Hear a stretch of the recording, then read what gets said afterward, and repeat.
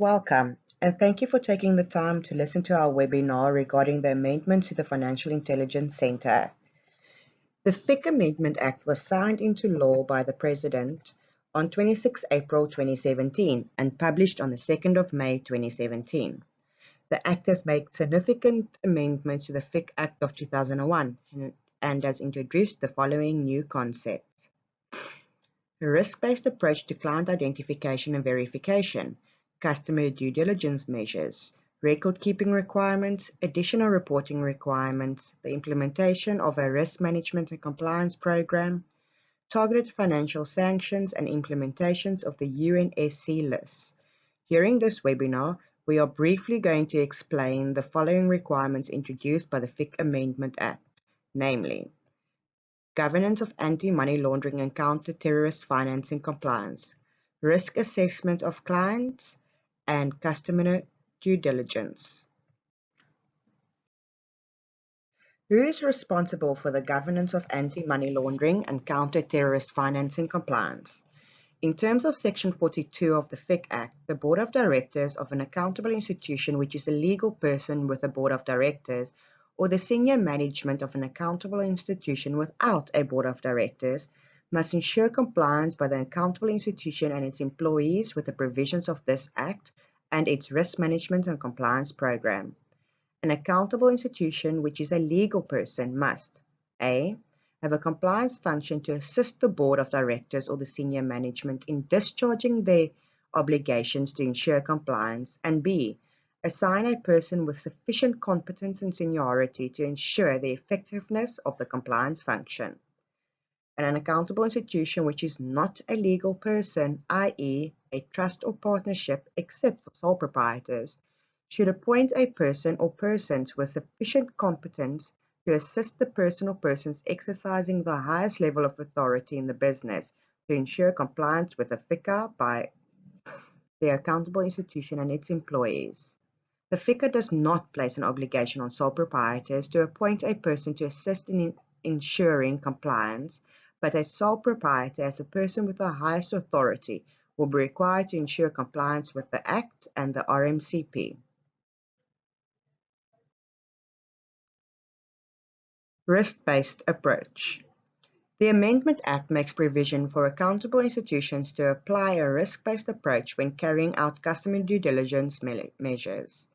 Applying a risk-based approach to the verification of the client's identity implies that an accountable institution can accurately assess the risk involved and make an informed decision in relation to the appropriate methods and levels of verification that should be applied in any given circumstance. For instance, for a high-risk client, the accountable institution will apply enhanced customer due diligence methods. A risk assessment process shortly entails the following. Risk identification. The following are examples of factors which accountable institutions should consider when identifying a risk. Products and services, delivery channels, geographic locations, and clients. An assessment of the risk identified. Accurately assessing the relevant risk means rating the risk involved with regard to a particular client, product, and/or transaction. And secondly, what likelihood, danger, or possibility can be foreseen of money laundering occurring with the client's profile, product type, or transaction in question. Risk management. Risk management entails that the accountable institution develop and implement measures and controls to manage the risk that was identified and assessed, and to regularly review the risk management framework to ensure that it remains effective.